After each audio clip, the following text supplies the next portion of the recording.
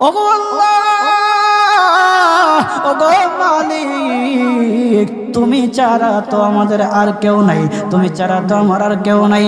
আল্লাহ গো, তুমি যদি মাফ না করো কে আমাকে মাফ করবে? তুমি যদি মাফ না করো কে আমাকে মাফ করবে? তুমি যদি আমাকে মাফ করো তাহলে তোমার কোনো দিকে কমবে না, তুমি যদি আমাকে মাফ না করো তোমার কোনো দিকে বাড়বে না। আল্লাহ গো, তুমি আমাকে মাফ করে দাও। সারাটা জীবন অন্যায় কাজ করেছি, সারাটা জীবন নাফরমানি করেছি, আমার কাছে কালেমার দাওয়াত কম আসে নাই, আমার কাছে কালেমার দাওয়াত কম আসে নাই, আমাকে লোকেরা কম বোঝায় নাই। ওগো আল্লাহ, তুমি আমাকে মাফ করে দাও। মাফ না করলে কোথায় যাব, কার কাছে যাব? বাবা যখন মারে তখন মার কাছে আশ্রয় নেওয়া যায়, মা যখন প্রহার করে তখন বাবার কাছে আশ্রয় নেওয়া যায়, বাবা মা যখন প্রহার করে তখন দুনিয়ার কারো না কারো কাছে আশ্রয় নেওয়া যায়। ওগো আল্লাহ,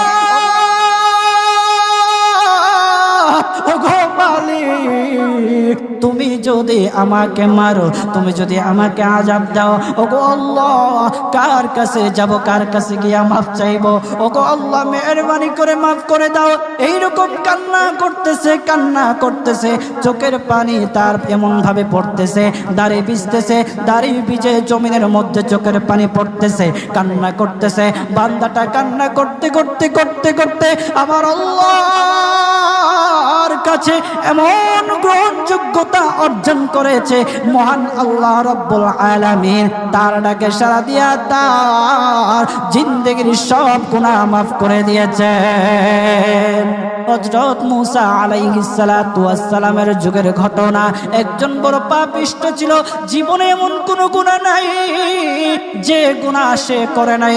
তার গুনার প্রতি অতিষ্ঠ হইয়া, মানুষ তার গুনার প্রতি অতিষ্ঠ হইয়া গ্রামের লোকেরা তাকে হাত পা বেঁধে জঙ্গলের মধ্যে ফেলে দিয়ে আসে। জঙ্গলের মধ্যে থাকতে থাকে, কিছুদিন থাকার পর মালাকুল মউত যখন তার সামনে এসে উপস্থিত, এর আগ মুহূর্তে সে বান্দা আল্লাহর কাছে ডেকে ডেকে বলতেছে, ওগো মালিক, তুমি ছাড়া তো আমাদের আর কেউ নাই, তুমি ছাড়া তো আমার আর কেউ নাই। আল্লাহ গো, তুমি যদি মাফ না করো কে আমাকে মাফ করবে? তুমি যদি মাফ না করো কে আমাকে মাফ করবে? তুমি যদি আমাকে মাফ করো তাহলে তোমার কোনো দিকে কমবে না, তুমি যদি আমাকে মাফ না করো তোমার কোনো দিকে বাড়বে না। আল্লাহ গো, তুমি আমাকে মাফ করে দাও। সারাটা জীবন অন্যায় কাজ করেছি, সারাটা জীবন নাফরমানি করেছি, আমার কাছে কালেমার দাওয়াত কম আসে নাই, আমার কাছে কালেমার দাওয়াত কম আসে নাই, আমাকে লোকেরা কম বোঝায় নাই। ওগো আল্লাহ, তুমি আমাকে মাফ করে দাও। মাফ না করলে কোথায় যাব, কার কাছে যাব? বাবা যখন মারে তখন মার কাছে আশ্রয় নেওয়া যায়, মা যখন প্রহার করে তখন বাবার কাছে আশ্রয় নেওয়া যায়, বাবা মা যখন প্রহার করে তখন দুনিয়ার কারো না কারো কাছে আশ্রয় নেওয়া যায়। ওগো আল্লাহ,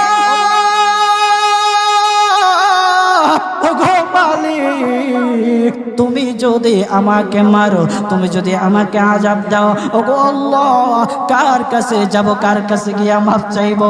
ওগো আল্লাহ, মেহেরবানি করে মাফ করে দাও।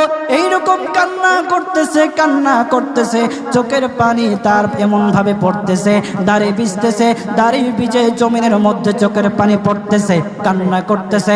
বান্দাটা কান্না করতে করতে করতে করতে আমার আল্লাহর কাছে এমন গ্রহণযোগ্যতা অর্জন করেছে, মহান আল্লাহ রাব্বুল আলামিন তার ডাকে সাড়া দিয়া তার জিন্দেগির সব গুনাহ মাফ করে দিয়েছেন। ওই বান্দাটা তাওবা করতে করতে করতে করতে হঠাৎ ইন্তেকাল করে।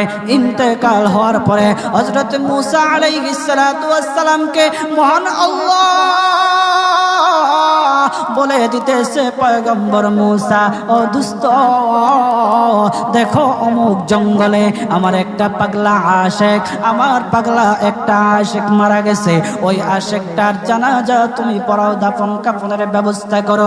ও মূসা, আর তুমি একটা ঘোষণা দিয়ে বলে দাও, একটা ঘোষণা দিয়ে দাও মূসা রে, ও মূসা তুমি ঘোষণা দিয়ে বলে দাও যে আমার এই বান্দার জানাজার নামাজ অংশগ্রহণ করবে, মহান আল্লাহ তার জীবনের সব গুনাহ মাফ করে দিবে। আল্লাহু আকবার। আরো জোরে বলেন না আল্লাহু আকবার, আরো জোরে বলেন আল্লাহু আকবার। হাত উঠায়া বলেন আল্লাহু আকবার, আল্লাহু আকবার। মুসলমান বাবাজি গভীর মনোযোগ। হযরত মূসা আলাইহিস সালাতু ওয়াস সালাম একটা পাহাড়ের উপরে উঠলেন। পাহাড়ের উপরে ওঠার পর তখন ডেকে ডেকে বলতেছে, ও উম্মতেরা রে, আমার উম্মতেরা শুনো, আল্লাহ রব্বুল আলামিন একটা সুসংবাদ দিয়ে দিছে। আমার আল্লাহ রব্বুল আলামিনের একটা আশেক একটা ওই অমুক জঙ্গলের মধ্যে মারা গেছে, ওই পাগলা আশেকের জানাজার নামাজ অংশগ্রহণ করো। যদি জানাজার নামাজ পড়ো তখন আমার আল্লাহ তোমাদের জীবনের সব গুনাহগুলি মাফ করে দিবে। কেউ যদি নিজের গুনাহ ক্ষমা করাইতে চাও, কেউ যদি নিজের গুনাহগুলি ক্ষমা করাইতে চাও, তাহলে মহান আল্লাহ রব্বুল আলামিনের ওই পাগলা আশিকের জানাজায় অংশগ্রহণ করো। তখন লোকেরা দলে দলে জানাজায় অংশগ্রহণ করার জন্য দলে দলে গেল, জানাজার নামাজ আদায় করলো। আদায় করার পর পয়গম্বর মূসা আলাইহিস সালাতু ওয়াস সালামকে বলতেছে, ওগো আল্লাহর পয়গম্বর, ও পয়গম্বর, যারা জানাজায় অংশগ্রহণ করার কারণে